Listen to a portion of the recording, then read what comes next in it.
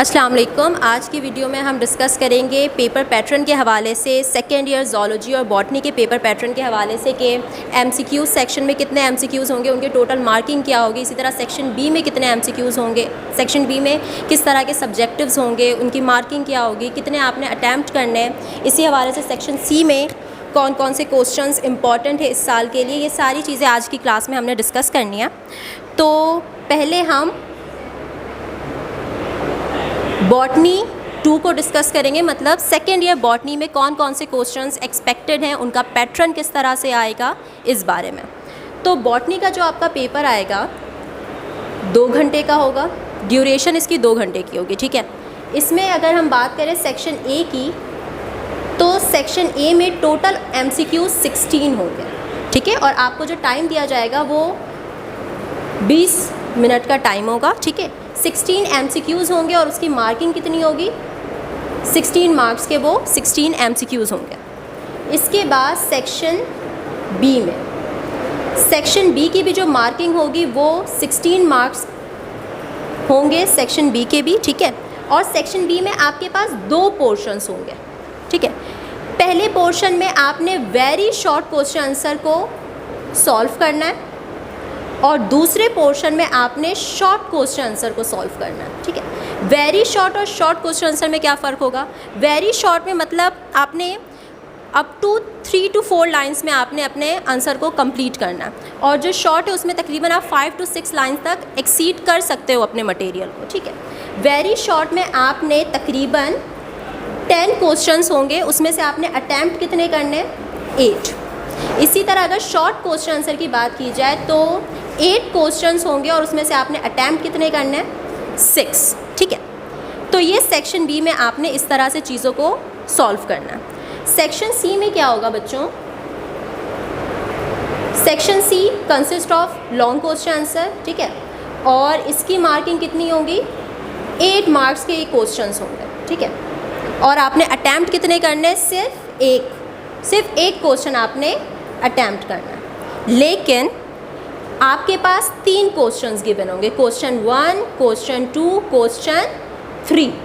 और इन तीनों क्वेश्चंस में आपके पास 2 क्वेश्चंस सब क्वेश्चंस मौजूद होंगे, मतलब question 1 consist of question part A and part B, ठीक है। अब इसी तरह क्वेश्चन 2 में भी पार्ट ए पार्ट बी होगा, क्वेश्चन 3 में भी पार्ट ए और पार्ट बी होगा। एक बात याद रखना बच्चों, क्वेश्चन 1 का जो पार्ट ए वाले जो क्वेश्चंस होंगे, मतलब 1 के हो, 2 या 3 के जो पार्ट ए के क्वेश्चंस होंगे, उनकी जो मार्किंग है वो 5 मार्क्स है, ठीक है। और इसी तरह क्वेश्चन ए का जो पार्ट बी है, इसकी मार्किंग कितनी है?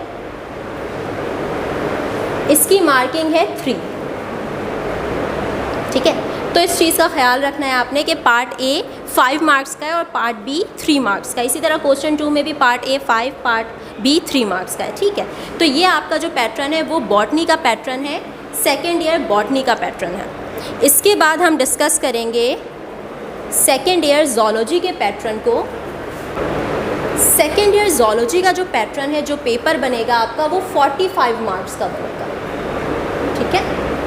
अब इस 45 मार्क्स की डिस्ट्रीब्यूशन किस तरह है?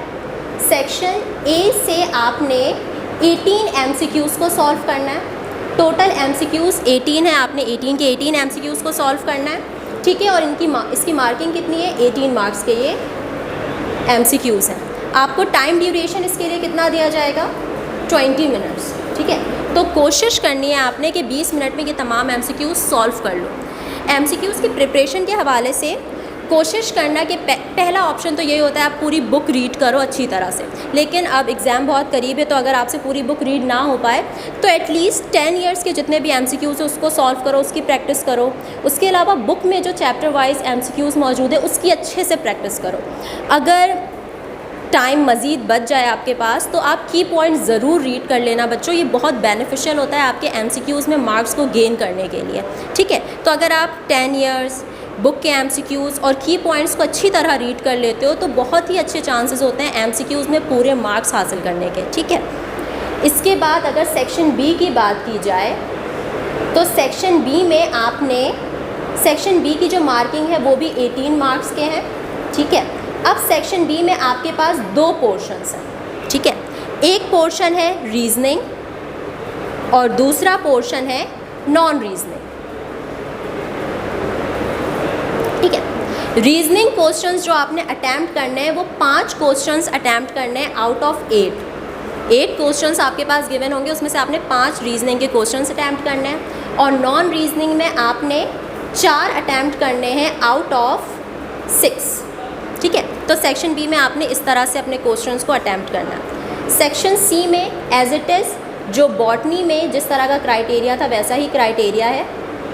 यहाँ पे सेक्शन सी की जो मार्किंग है वो 9 मार्क्स का है। ठीक है, और अगेन यहाँ पे क्वेश्चन 1 जिसके कितने पार्ट्स होंगे, 2, ए पार्ट और बी पार्ट। सिमिलरली क्वेश्चन 2 जिसके 2 पार्ट्स होंगे, ए पार्ट और बी पार्ट। इसी तरह क्वेश्चन 3 जिसके पास 2 पार्ट्स होंगे, पार्ट ए और पार्ट बी।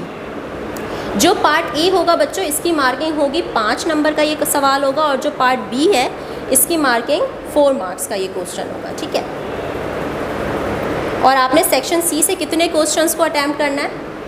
ओनली 1। ठीक है, अगर आप क्वेश्चन 1 अटैम्प्ट कर रहे हो तो आपने पार्ट ए भी सॉल्व करना है, पार्ट बी भी सॉल्व करना है। ये मत करना कि क्वेश्चन 1 से पार्ट ए सॉल्व कर लिया और क्वेश्चन 2 से पार्ट बी सॉल्व कर रहे हो, नहीं। क्वेश्चन 1 से ही पार्ट ए और पार्ट बी को सॉल्व करना है, और जितने मार्क्स के क्वेश्चन है उसी हिसाब से आपने अपने पेजेस को भी कवर करना है कि उतने पेज में पूरा मटीरियल आपका कवर हो जाए।